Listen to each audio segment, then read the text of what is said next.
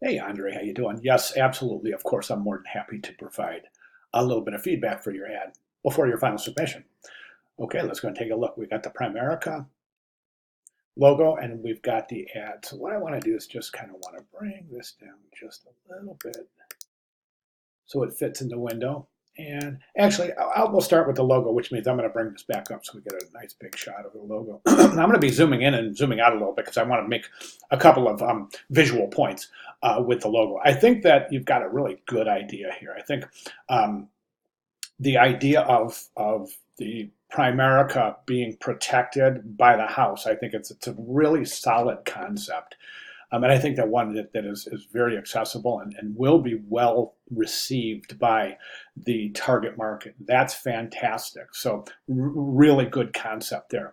In terms of execution, I think the logo itself could be a little bit more minimal.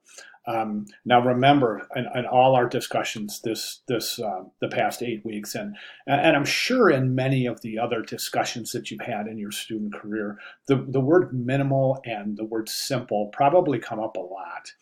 There's even design theories that revolve around this, specifically Occam's razor and Hicks' law, both of which indicate that the simplest route is typically the best route in terms of retention, memorability, and visual engagement.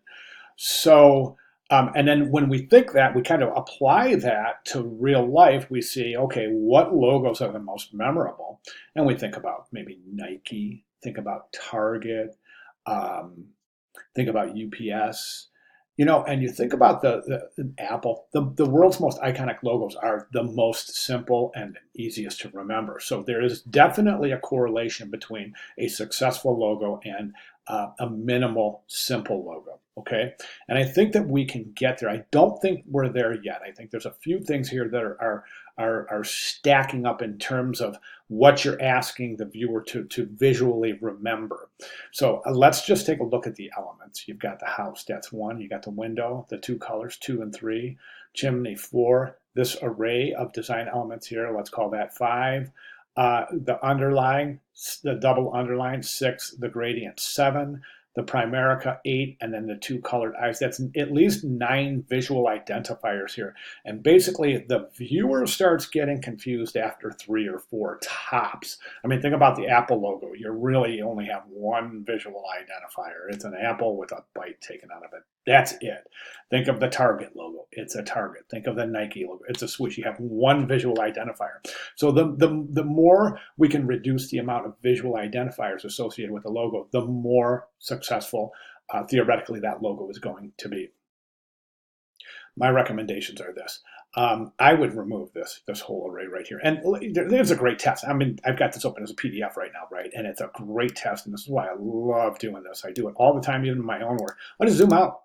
See what it looks like if we mimic this looking at it from a distance or at a very, very small size. And we can see things are starting to kind of disappear. So that's a great way to determine what really needs to stay and what doesn't. The things that are starting to disappear, we can assume that they're not an integral part of the composition. So I would say we could lose it. So remember, the whole idea here is trying to become simple. Simplify what we have here. So my recommendation is to maybe just kind of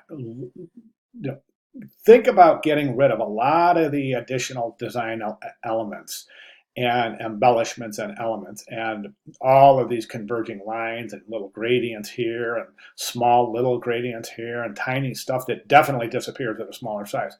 And think of how you can keep the concept intact with as many as the minimal amount of visual identifiers. And I would say the way to go here is to remove everything except the roof. So if you can remove this to become simply that the roof may be placed over right this part of the logo right here. So the Primerica is covered by the roof, so we get that safety message, right? But it's just so much more simplified, and I think it will be received a little bit more. I think there will be more retention. I think it'll be easy to remember, and and I think it'll be a little more visually effective as well. So my main thing with the logo is just to really try to simplify it. Let's jump over to the ad now. I want to zoom out here. I think it's a really super clever concept. I love this kind of before and after, and the before gives this kind of bleak feeling. It really does. I would even go ahead and go black with this headline right here. I love the red and the black. I love the continuation of um, um, uh, what's the word I'm looking for? Extending your color usage to mimic the logo by continuation. So you've got red, black, and blue from your logo in the type, and that's interesting. But I like this. Do you need financial services? I even like this staggered effect right here because it creates a little visual tension. I think that is very well associated with this image here. That's a great image. Your image use is impeccable. Really great job.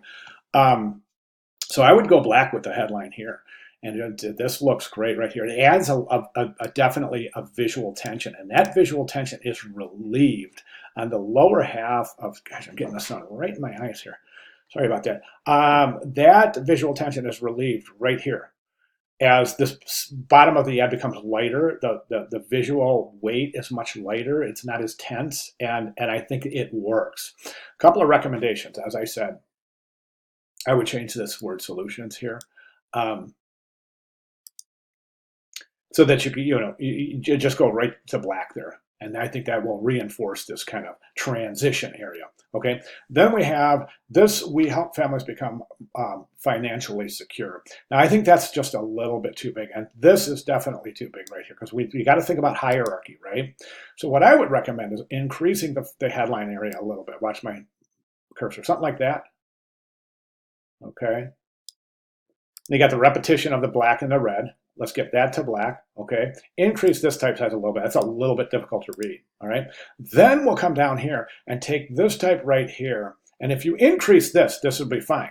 But you may even decrease this a little bit so it doesn't span the entire width of the image.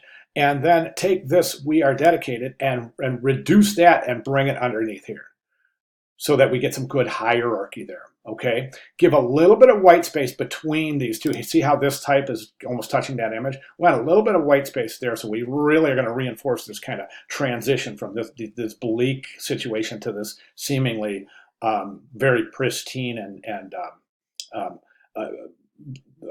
this seems to be a good financial situation. This seems to be a painful financial situation. So again, I think your image use is fantastic. Okay, so those are my recommendations. It's basically just, it's scale. It's mostly just scale and repetition of color.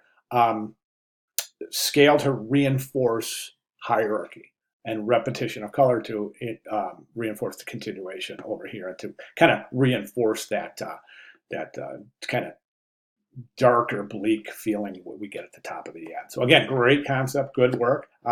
If you have any questions at all, please let me know. But and thank you very much for such a great class. I really appreciate it. Okay, thank you very much.